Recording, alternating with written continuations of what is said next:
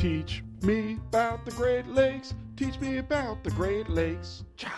Welcome back to Teach Me About the Great Lakes, a twice monthly podcast in which I, a Great Lakes novice, ask people who are smarter and harder working than I am to teach me all about the Great Lakes.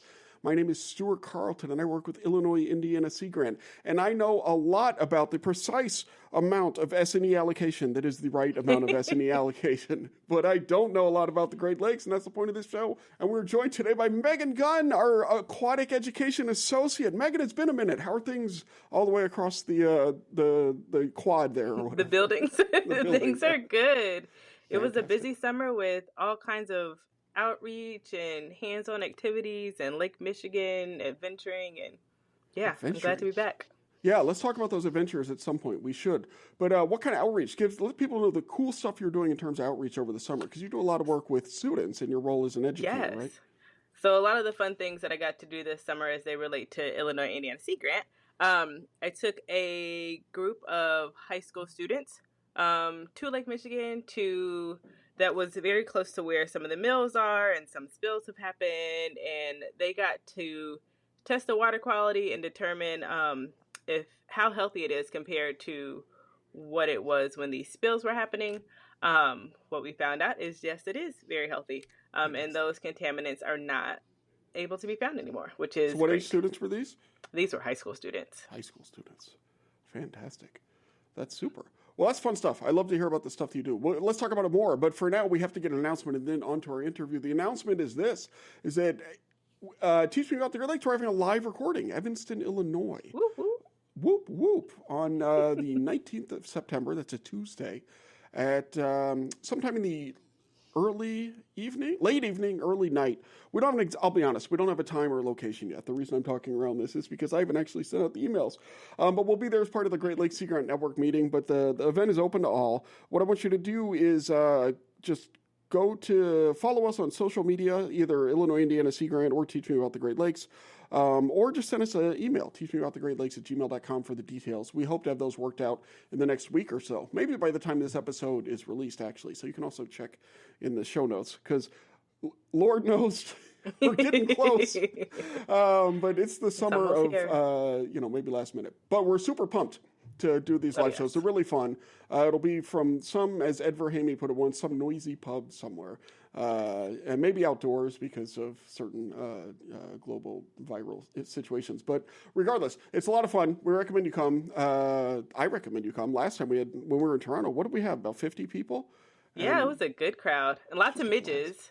Lots of midges. But I'm always happy to see the midges. The bugs, not right. Yes, tons of midges there. But there won't be midges this time. We're hoping. What I want is a plover to fly by, even though I think it'll be that would be awesome. But I just want a plover to just fly by. Maybe a baby to wobble. Anyway, I'm wasting our time and our guest time. We have an awesome guest this week, so let's just go ahead straight into the interview. And I'm not going to lie, our guest is a semi-retired scientist, which means there's only one transitional song that we could possibly play. So here it is.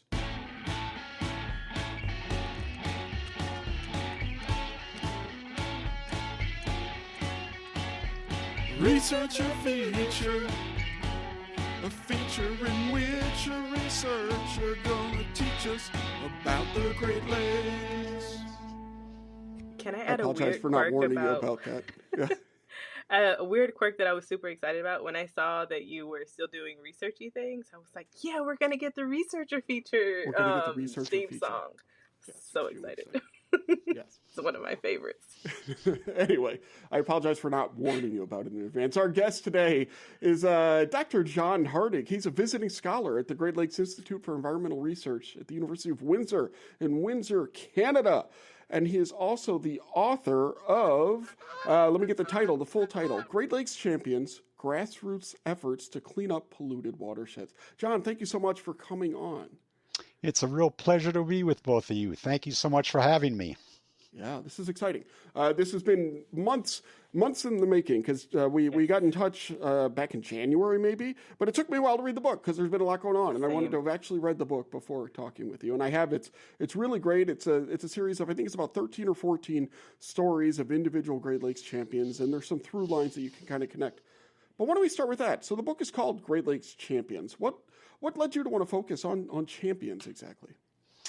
Well, I've spent my career working on these most polluted areas of the Great Lakes, these Great Lakes areas of concern. And so in working on them, I first started out in the state of Michigan, working with Michigan DNR on reporting on them. What's the status of them? What do we need to do to clean up? And then I went over to the International Joint Commission to put the remedial action plan program together in the mid 1980s. And so I've worked on all of them. I've worked with all the different groups in both Canada and the United States, and I've met lots of people and these really passionate, effective team builders, and these people that really can bring together the coalition it takes to make some measurable progress in restoring these Great Lakes areas of concern. So I decided one day, I said, well, I've done this for so long. Why don't I pick out like 13 or 12 or however many and tell their story, of not only what they did, but what they achieved, and then kind of tease out some lessons learned as well. So that's the reason I did it. I also wanted to make sure that the lessons learned from all this are not lost, but indeed passed on to the next generation, and hopefully, get taught in universities and elsewhere and become an inspiration for the next generation of Great Lakes champions. That was kind of one of my favorites. Like, it was all of the things that have happened across the basin is in one place right now. And you can, and then also seeing that, okay, it has taken a long time to get to where we are, but there are steps that we can use and we can do to continue moving what they have started forward. So that was fantastic, and thank you for compiling this all for us. Yeah, wonderful. My pleasure. People say, why does it take so long? Well, these problems are in some cases 100 to 200 years old, and how can you, solve them in a few short years or a decade or something like that? And so you've got to break it down into those incremental steps, and you've got to be able to show progress and sustain momentum and keep people at the table and all those unique skills to reach a vision that you want. Mm-hmm. Fantastic. And so you said that you sort of, I'm always curious. I've never written a book.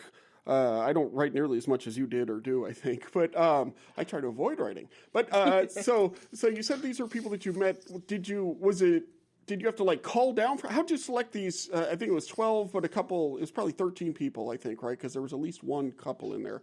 How did you settle on those stories as opposed to others? Were you looking for the individual stories or how well they connected to some greater themes about the Great Lakes or what? This theme that's throughout is working together, what is the desired future state? What's the vision you have that can be carried in the hearts and minds of all people? How do you co-produce knowledge, co-innovate solutions, and make measurable progress? So I looked at both the individuals, but then I looked at the measurable progress in the areas of concern, and obviously I wanted some Canadian stories, and I want some U.S. stories, and so I picked these out. And I decided to write their stories. And so I interviewed them. I came up with a core set of questions that I would ask each of them, but then of course I would allow them to expand and expand out a little more in some of their answers. And that was the basis. And then of course, having worked on all of these, I was familiar with the literature and I could pull it together and put this together like this.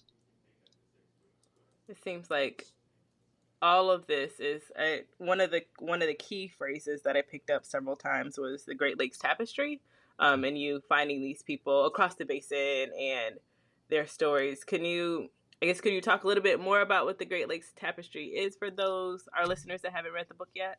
Yeah, the Great Lakes made up a big tapestry not only of biota, flora and Mm-hmm. fauna, but humans, right? A whole bunch. And so some of them live in rural areas. Some of them live in big urban areas. Some of them live in Rust Belt cities that are going through major decline. So, so I wanted to draw on that broad tapestry of people too, to tell different stories so that we can lift up and celebrate what they have been doing. Clearly, also to identify remaining challenges, Mm-hmm. but to show that progress can be made, and that can give hope to others working on this. Yeah. And they're all connected. Everybody's work is connected to each other's. So Absolutely, we also one of all, my favorites. we teach all the time, ecosystem, Mm-hmm. the difference between environment and ecosystem is like the difference between house and home. Mm-hmm. House is external and detached. It sits across the street over there. But a home is something you see yourself in even when you're not there. You're part of it. So we are part of our ecosystem. And what we do to the ecosystem, then we do to ourselves. And we are all part of this ecosystem. And so, long range transport of persistent toxic substances biomagnify up the food webs and Mm-hmm. and are in the fish. And so we are all part of that, and we have to realize that. And then what was one of the catalysts for the cleanup of areas of concern is that, back in the 70s and early 80s, it was all top-down command and control management, of governments telling communities and counties and stakeholders, how to do it.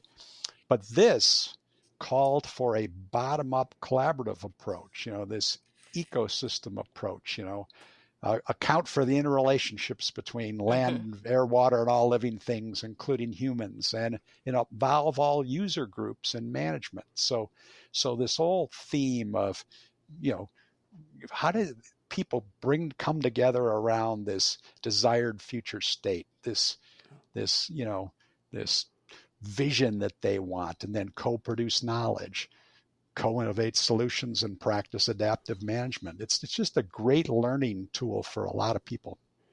But so you talk about the importance of bringing people together and working together, and that's been a theme for a lot of your work. But then you're focusing on champions here. Is part of what makes them champions their ability to bring different groups of people together? Absolutely, they wouldn't be a champion unless they could do that, because that's what it takes. Just think of these problems, whether it's in a big urban area, it's, combined sewer overflows because we have combined storm and sanitary sewers, or we have contaminated sediment, or massive loss of habitat, or whatever urban or agricultural runoff problems. That takes collaboration. So each of these have to be very collaborative and know how to build teams and how to move a team forward, so to speak, in incremental fashion to be able to make decisions and affect change. Are there any notable stories about the Great Lakes champions that you would like to share? Yeah, I mean, Or there's could just share? absolutely there's lots of good ones. I mean, the husband and wife team are Bud and Vicky Harris out of Green Bay, and of course the Fox River is the big tributary that goes into Green Bay, and it had the highest density of pulp and paper mills in the world at one time. Can you imagine that? Wow. And then the rest of the story of recycling paper and PCBs and ink, and it led to this just massive PCB problem that was manifested not only in health advisories, but reproductive, failure of species and birds. And so what a story. And they used science and produced actionable science to be able to make decisions. And so starting, with the Fox River and Green Bay Remedial Action Plan, and then the Green Bay Mass Balance Study to figure out what are all the sources. In this case, let's talk about PCBs. What are all the sources of it? What's the relative contribution? And where would we get the biggest bang for our buck? And today, here they are with spending $1.3 billion on the cleanup. Not million, but $1 billion on that cleanup. And now restoring habitats, and they're doing a really innovative Cat Island chain habitat restoration project. And then, of course, the end of the story is reconnecting people to it as well. So that's an example of one, a husband and wife team. I'll give you another one. And Hamilton, Ontario is the steel capital of Canada. Megan, you know that. You should know that, right? And so Hamilton, it had big steel companies, and for over 100 years, they filled in portions of Hamilton Harbor, all the wetlands, and built out, so that they could expand their steel mills, and then they had all the effluents. So they ended up with a massive contaminated sediment problem, the largest in all of the Canadian portion of the Great Lakes. And a person who was a planner by trade, worked for a local conservation authority, which is like a watershed council in the United States. So a really good background to bring people together. And so today, fast forward, they have the Randall Reef contaminated sediment remediation project, the largest in all of the Canadian portion of the Great Lakes, is completed, and they removed the contaminated sediments from the harbor, put it into this big containment cell, and capped it and connected it to the land. And so now the Port Authority there can expand their operations. So there's actually an economic benefit from it as well. And then, of course, that was then a catalyst for lots of habitat rehabilitation. They went to one of the most notable places in the Canadian portion of the Great Lakes for habitat loss to being a leader in habitat rehabilitation and enhancement. And now people are rediscovering portions of Hamilton Harbor, and they're connecting to it with greenway trails and waterfront developments as well. But those are two of the champions and their stories in the book. What makes a Great Lakes champion? Well, I would say to you that they all are, passionate about the Great Lakes, right? They all have this love for the Great Lakes, but they're big dreamers, right? They can, and they were able to bring people together to, like in the case of Bud and Vicki Harris, develop this desired future state. You're not going to go back to pristine, conditions, but you can reach agreement on what you want for your ecosystem. And it's something that then all the different stakeholder groups can carry in their hearts and minds. They are, they're people who have an eagerness to learn and want to share it with others. They're practical problem solvers. You have to be to work in this area. They're in it for the long haul. Many of them have been at this for decades. They're impeccable for their honesty and their integrity, and they're generous servant leaders. They are the first one to acknowledge the importance of other stakeholders. They're very generous in giving credit and doing that. And you put all those together, and that makes a champion. It really is a wonder that humans have survived this long. With all the things that we've done to the environment, whether it's just putting in industrial pollution or our own waste into our drinking water, it's a wonder that we've survived this long. And did you see any of the the champions that you interviewed like thinking about that, or was that ever a concern as you've been going through your career?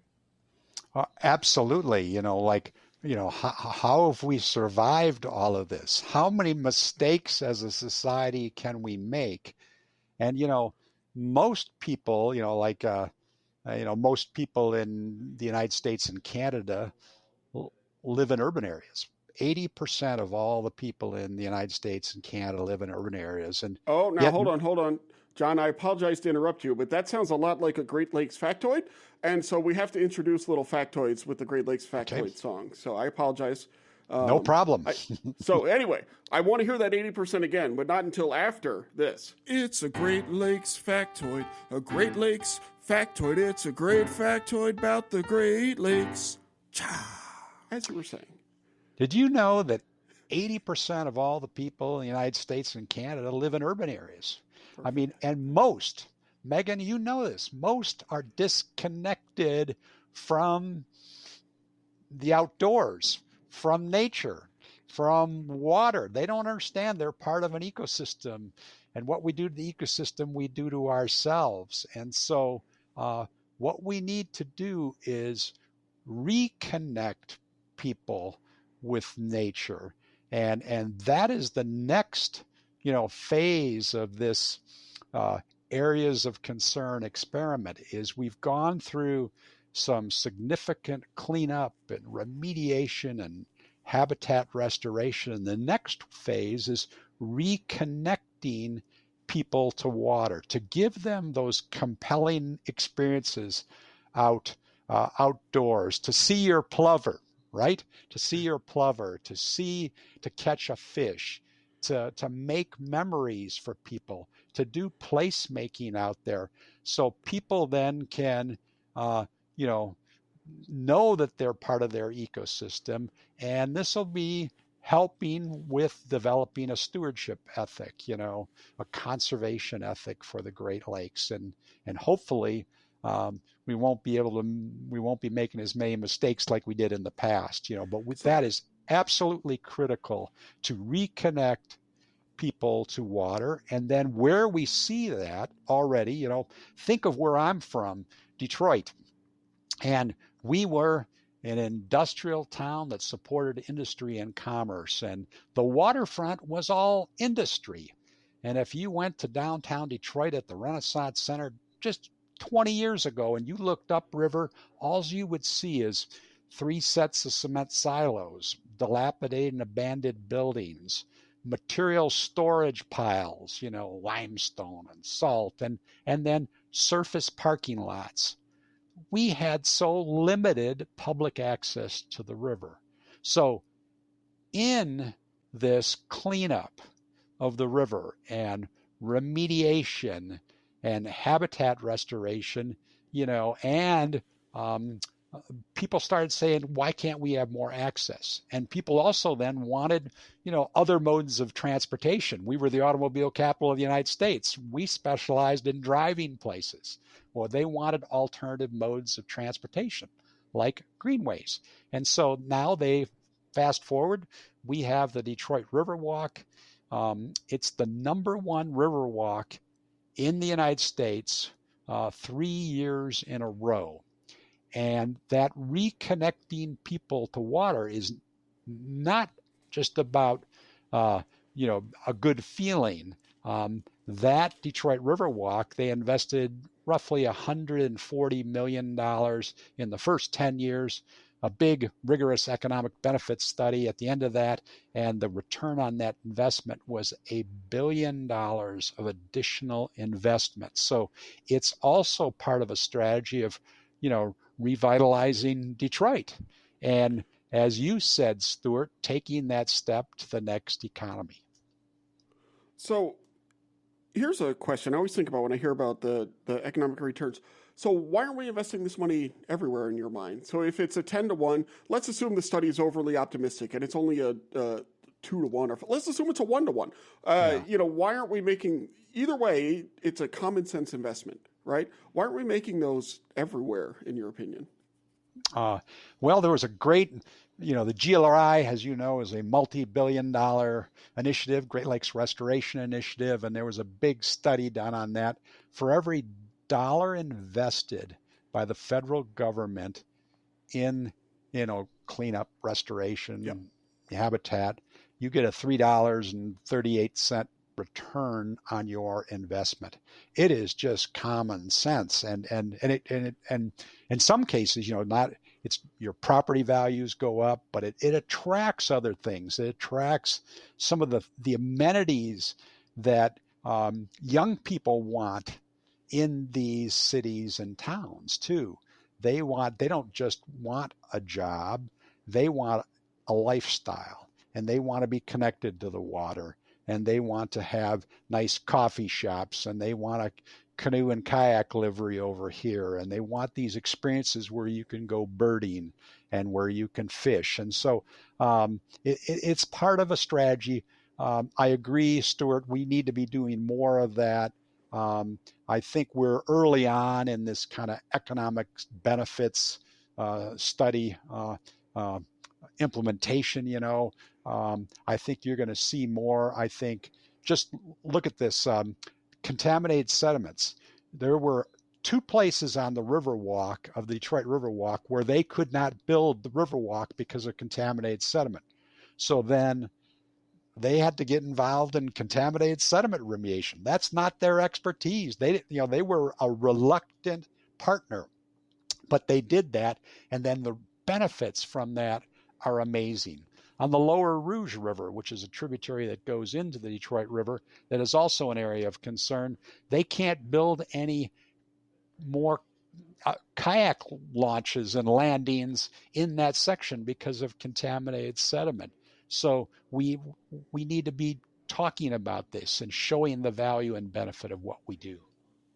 All right. Now I have 3 questions that I've jotted down because I find myself agreeing with everything that you're saying.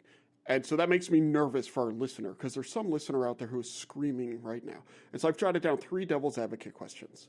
All right. And I'm gonna dump these on you with no prep, but I think you can handle it. Absolutely. Okay. Here we go. So one is you talk a lot about the importance of involving the broader community in these restorations process, right? First of all, is that too slow to do that? That involves a lot of sort of work that isn't the work of restoration.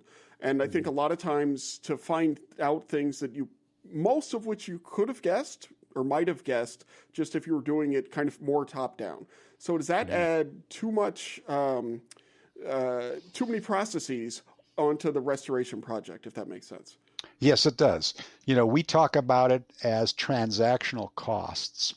The number of meetings, the Zoom meetings, in-person meetings, how do you bring them together and reach agreement on this? You operate by consensus.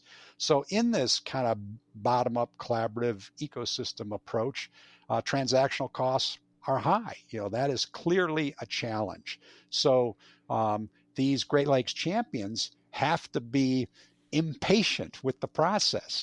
They have to want to be not only you've got devil's advocates out there, but you want to make sure you're pushing that process forward, and making the decisions and your science is not perfect, but we have the precautionary principle. In the absence of perfect knowledge that this is causing that, if the potential consequences of it are so great, you can take action. And these Great Lakes champions, these boundary spanners, are people who are adept at moving that process forward and not allowing it to languish and bog down. Fantastic. All right, devil's advocate question number 2. So all of your work, much of your work, how about that? And the focus of this book is on the areas of concern. But those are just 43 areas that were designated, was it 1987? Or the process led up to the 1987 Water Quality Agreement. There are many, many, many polluted areas in the Great Lakes. And I don't know what went into designating those 43 and not others. But do we run the risk of focusing too much on these areas and ignoring other areas that may be similarly polluted but weren't included in the AOC process for whatever reason? It's always good to be a devil's advocate. GLRI, Great Lakes Restoration Initiative, money is spent on other areas. But I think, the areas of concern are really important because they're crucibles for learning, and to be honest, in any one of these, and they would say it in Fox River in Green Bay, Wisconsin. They would say it in Milwaukee. They would say it in Gary, Indiana, Detroit, Cleveland, Ohio, on the Cuyahoga, that some mistakes get made, and so it's important to be able to share those things. Not only what you did right, but what didn't work, why didn't it work, and what's your advice for somebody else in another watershed that has facing similar problems to learn from you and to accelerate their process of cleanup and remediation and restoration. Boom. Sounds good. All right, last one. I taught middle school for a while, and I went through an alternative certification program. And as I was going through that, Jamie Escalante, who was a calculus teacher featured in a movie in the 1980s, probably called Stand and Deliver, who did this heroic thing where he taught people who had no business learning calculus, given their sort of social and economic situation. He taught them calculus, and he was a real hero of that. But it occurred to me as I was going through this, I was in Pinellas County, Florida, in a kind of a rough school, that if we have to rely on Jamie Escalante's, we will never fix whatever's wrong with our education system. And so I worry with the Great Lakes Champion model, not that you developed this model, but it's not necessarily portable. There isn't necessarily a champion in every polluted area, right? So is there a way to make this happen without champions, or is it something that you just need in order to push restoration and revitalization forward? I would say to you, none of these 13 individuals thought they'd be a champion when they started down this road, but we need to be teaching. So if you take Sea Grant, if you take universities, if you take government agencies, whether it's federal, state, provincial, we need to be having people in these organizations that are collaborative. They know facilitation, how to move a group forward. It's something that is not part of most, university curricula, you know what I mean? And we need to teach that. We need to teach about how to become a boundary spanner, how to work in a boundary organization network. I think that's really important. So that I think some of these, like Vicki Harris came from Wisconsin Department of Natural Resources. So she was in that and affiliated also with Sea Grant in Wisconsin. And so that's a good example right there. But we need to develop these expertise in lots of different places. So in terms of next steps for the ecosystem approach, we need to re-energize it, and that we need to be able to teach this within different organizations like conservation authorities in Ontario, watershed councils, sea grants, and other places as well. So John, what gives you hope for the future of the Great Lakes? I am really excited about this reconnecting people to water. That's not my background, so I get to be a novice, right? I get to be really low on the learning curve. But what we have looked at, I've been on the board of directors of the Detroit Riverfront Conservancy from its onset 20 years ago. And I'm now working with the Community Foundation for Southeast Michigan to say, we've got these amazing water resources that go from southern Lake Huron at Port Huron. The St. Clair River is a area of concern. It has then Lake St. Clair. It has the Clinton River coming into it. That's an area of concern. The Detroit River is one. The Rouge River, the River Raisin, the Maumee River. Those are all areas of concern. So what we're doing is we have a big vision for something called the Great Lakes Way. It's an interconnected set of greenways and water trails stretching from southern Lake Huron through western Lake Erie that is going to not tell people how to do things, but to collaborate and say, we want to lift up and amplify what you're doing. And if you have a gap, how do we come together and use some of this infrastructure money and other monies and state funds to fill in these gaps and realize the benefits?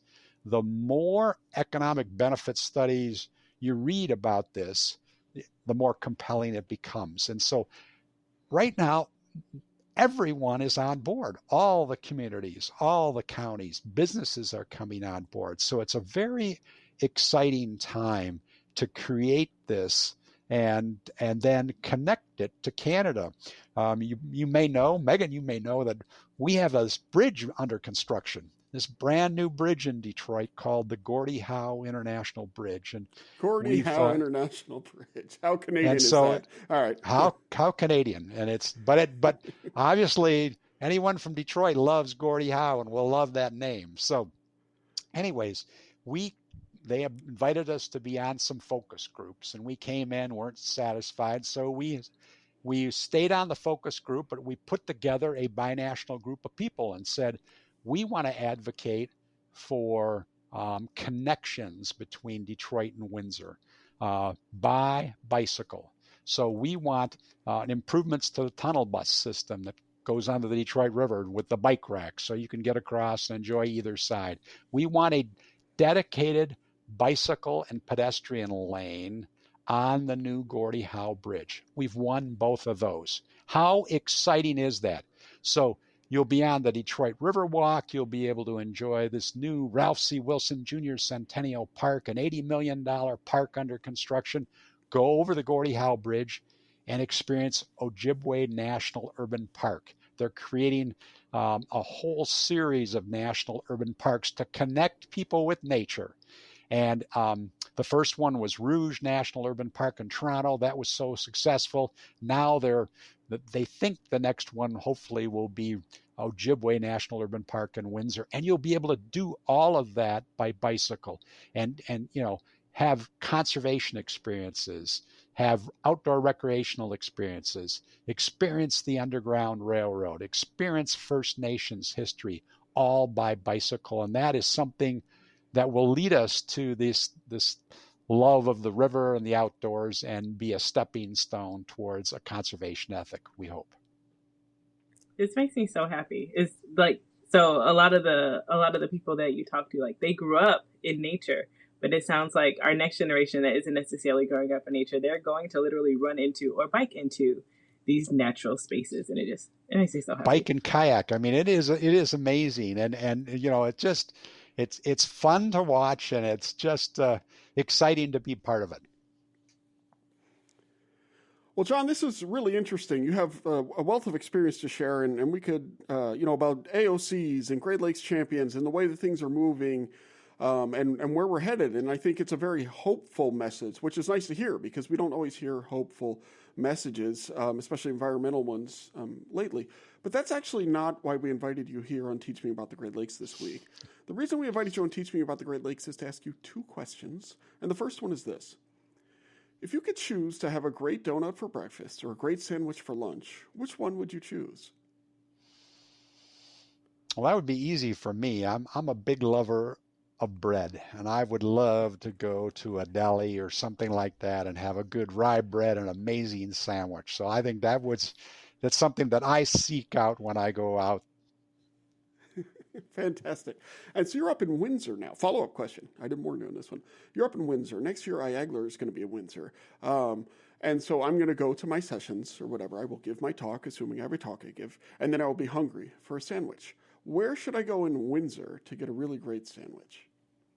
Well, you can go to a place called Bubby's, which is in sort of walking distance from where the conference will be held at the casino. You can go to a number of different. The Green Bean is a great coffee shop with sandwiches, which is on Wyandotte on the edge of the university.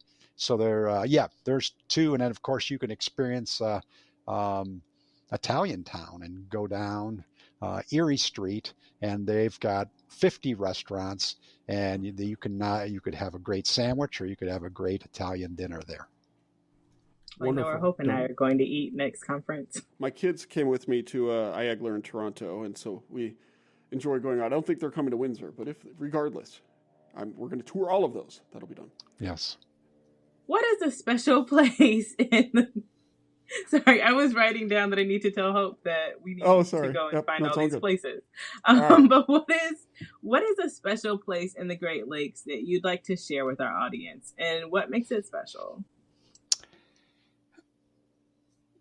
That list could be pretty long, I think. There's lots of special places that I would like to go, but I guess the one is now where I live. I live in metropolitan Detroit. I live off the lower end of the Detroit River.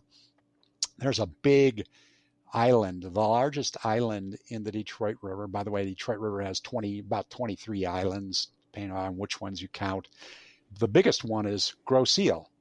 And it's connected by a couple of bridges, and it's got lots of open space and great greenway trails and everything else. And there on Grosse Ile, there's some little small islands. On the very southern end of Grosse Ile, they have a small little island called Hickory Island.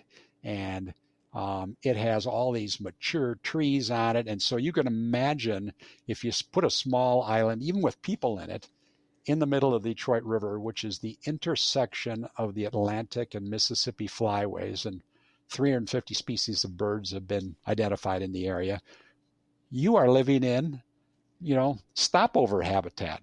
So you've got all these, birds, the warblers in the spring, you've got bald eagles around, and we've got a nearby blue heron rookery.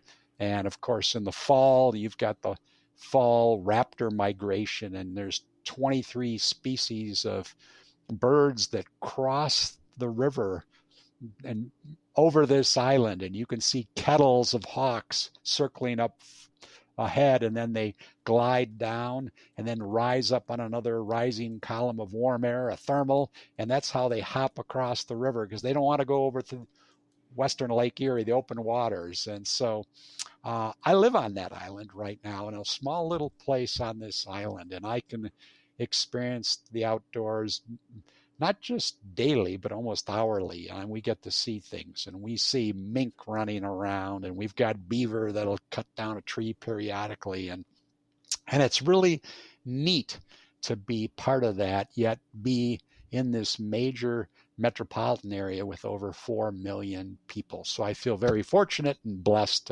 to live on this Hickory Island. What a resource. That's amazing.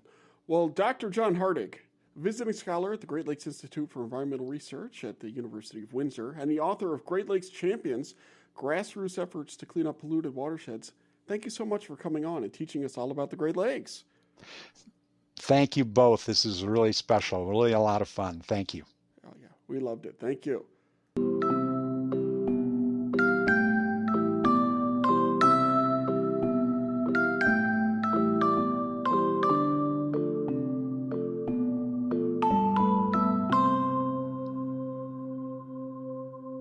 Well, I think that might have been a Hall of Famer. The book is really fun, and boy, I could listen to him talk Great Lakes forever. I know. I've had so many questions, but I will ask him when we go eat together. There we go. That's the thing. Yes. That's fantastic. Now, I do want to point out, because I know people are wondering, so he did talk about all the wonderful birds near his house, and that sounds really cool. We are, of course, working under Foley's assumption with this one, so I just wanted to let people know that.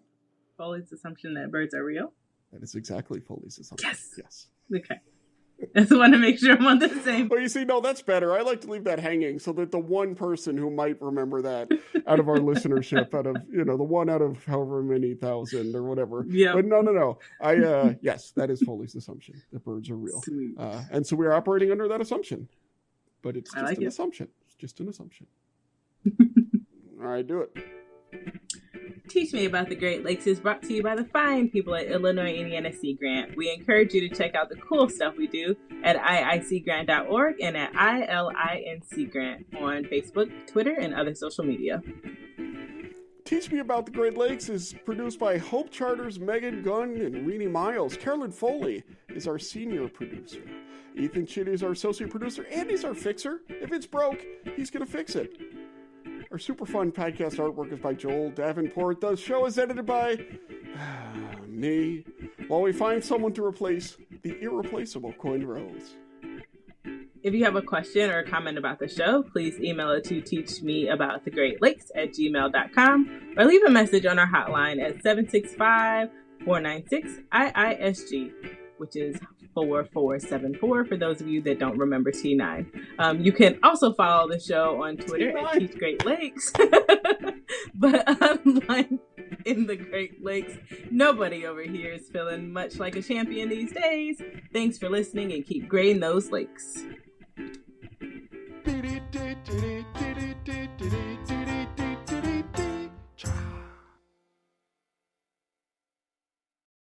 Cool. Well, thank you, Megan. Thank you. Can you stop recording and then I'll tell you an honest. When you stop recording, I will tell you an honest Sure, hold on. statement so that you can't include it in the bloopers. Okay, sounds good.